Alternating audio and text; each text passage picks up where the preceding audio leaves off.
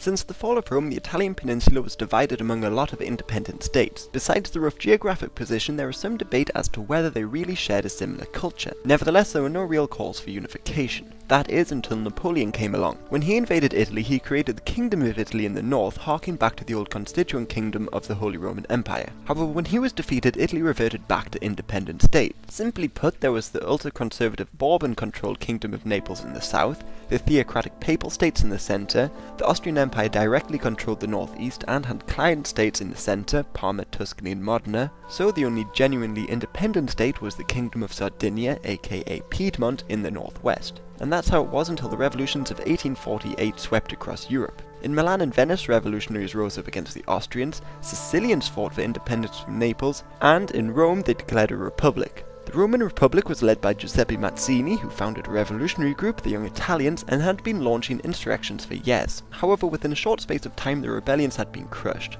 Austrians reconquered the northeast, the Bourbon Neapolitans crushed the Sicilians, and French troops were sent into Rome to reinstate the Pope, and they remained in the city for some time.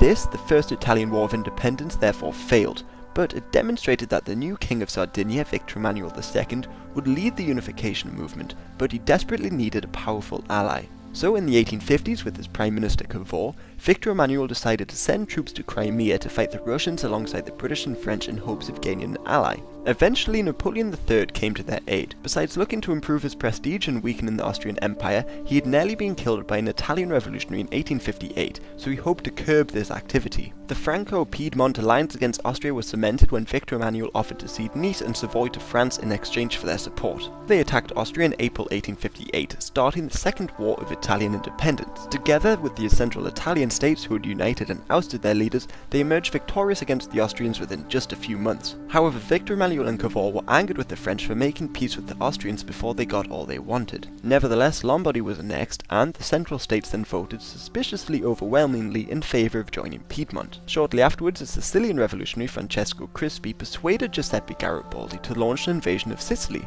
Garibaldi was a famed revolutionary who had fought around the world, so he was able to recruit 1,000 volunteers, the Red Shirts, and gain limited support from the British. He set sail for Sicily in mid-1860, and once he landed, with the help of some local recruits, fought his way north.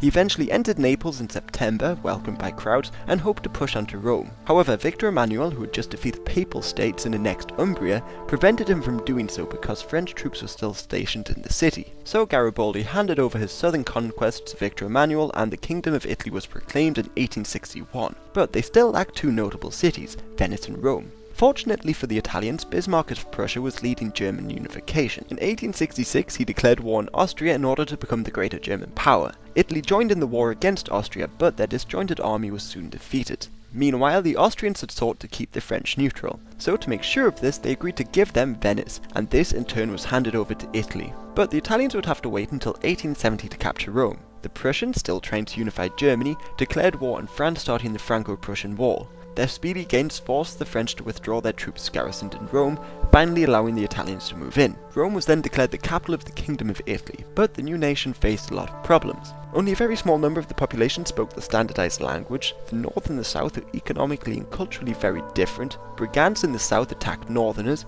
and after land reforms, millions of people emigrated. On the global scene, Italy would go on to create its own empire, but along with Germany they greatly upset the balance of power in Europe, and the alliances created as a result of this would help start World War I.